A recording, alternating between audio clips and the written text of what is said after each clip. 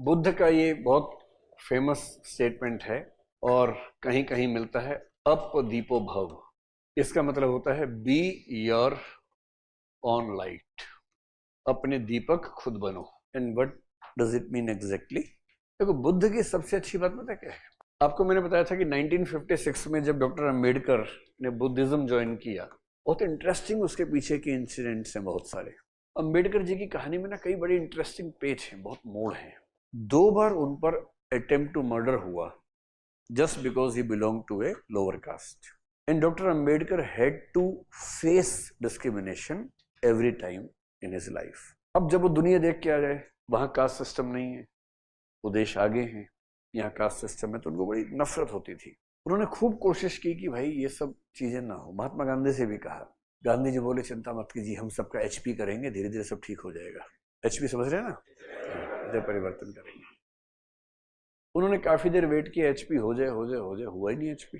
तो बोले यार महात्मा जी, आप जैसा आदमी 1000 साल में एक होता है जिसकी बात पूरा समाज मानता है। अगर आप एचपी नहीं कर पाए तो किसकी वेट करे, कौन करेगा? और जब उन पे 2 अटेम्प्ट्स हुए मर्डर के, तो उनको और टेंशन इस बात से हुई और उन्होंने यहां तक कहा कि I am born as a Hindu which was not in my control, but I will not die as a Hindu because that is under my control. This he mentioned in 1938 और 39 in a public meeting in Maharashtra.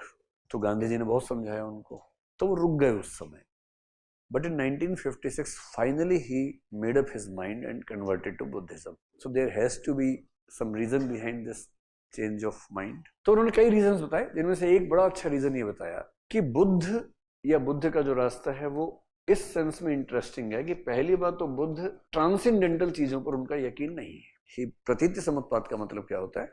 Everything that is happening in the world, it's cause can be found in the world.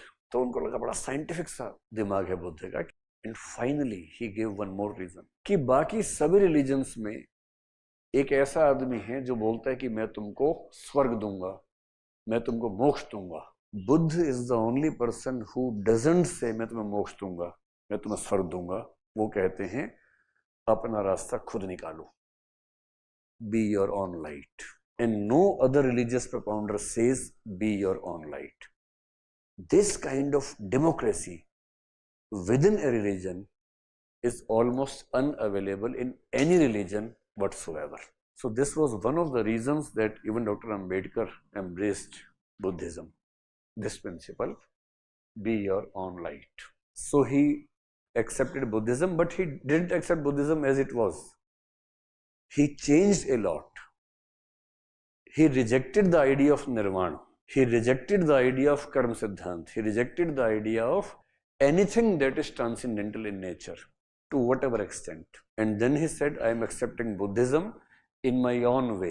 And that my own way is Navyan, which is different from Hinayan and Mahayan both. तो उनका idea थोड़ा सा अलग है। इनका सवाल है कि जैसे अंबेडकर जी ने बुद्धिज्म में कन्वर्ट किया, is it a way to avoid और एलिमिनेट कास्ट डिस्क्रिमिनेशन? मेरे ख्याल से बहुत रियल टर्म्स में असर आता नहीं है। अच्छा, 1950 में जब SC/ST ऑर्डर पास हुआ प्रेसिडेंट का, उसमें बुद्धिज्म उसमें शामिल था और वो भी डॉक्टर अंबेडकर की समझ थी कि इन लोगों को SC रिजर्वेशन मिल सके, ये उसमें पहले से अंडरस्टैंडिंग थी उनकी। पर if you ask me practically, धर्म बदलने से बहुत फर्क नहीं पड़ता है, एटलीस्ट 1-2 जनरेशन पे तो नहीं पड़ता है। उसके बाद रिलीजियस आइडेंटिटी चेंज हो जाती है, सोशल चेंज नहीं होती है, रिलीजियस चेंज हो जाती है 1-2 जनरेशन के बाद। जैसे अगर आप छत्तीसगढ़ में जो ट्राइबल बेल्ट है, अगर वहां देखें, वहां कन्वर्जन खूब होते थे, तो एक खूब कंसेप्ट चलता था कि अब ट्राइबल आदमी है, चर्च के लोग आए, उनको इन्फ्लुएंस किया, उनको लग रहा फायदा है तो बदल लिया। अब नाम था राम कुमार, अब नाम हो गया डेविड कुमार। ऐसे ही होता है, वहां नाम ऐसे ही होते हैं, डेविड कुमार ऐसा, इब्राहिम सिंह, ऐसे नाम होते हैं। सच में ऐसे होते हैं, मजाक नहीं कर रहा हूँ। अगर आप ट्राइबल बेल्ट में जाएंगे, नाम ऐसे मिलेंगे, एक वर्ड हिंदू टाइप का लगेगा, एक क्रिश्चियन टाइप का लगेगा, ऐसे नाम होते हैं। अब डेविड सिंह जो है, दरअसल वो राम कुमार है, या डेविड कुमार जो है वो राम कुमार है। अब बीच बीच में हिंदू लोग आते हैं उसके घर में, तुम क्या कर रहे हो, तुम हमारे आदमी हो।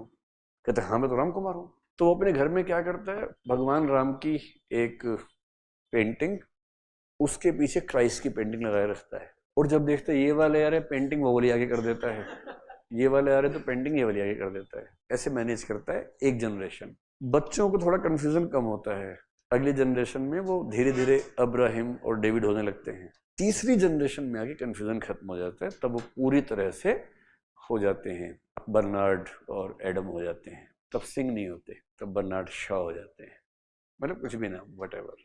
लेकिन रिलीजियस आइडेंटिटी चेंज होने से भी सोशल रियलिटी में फर्क नहीं के बराबर पड़ता है। सोशल इकोनॉमिक में बहुत कम डिफरेंस आता है, 1000 में 10 को आ जाएगा, सबको नहीं आता है।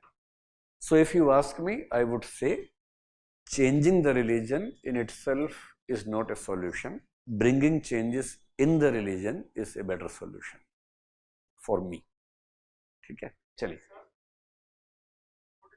देखो, नवयान का आइडिया फेल्ड आइडिया तो नहीं है, क्योंकि आज भी हर साल अक्टूबर महीने में मतलब 50,000 1,00,000 लोग एक साथ बुद्धिज्म में कन्वर्ट होते हैं।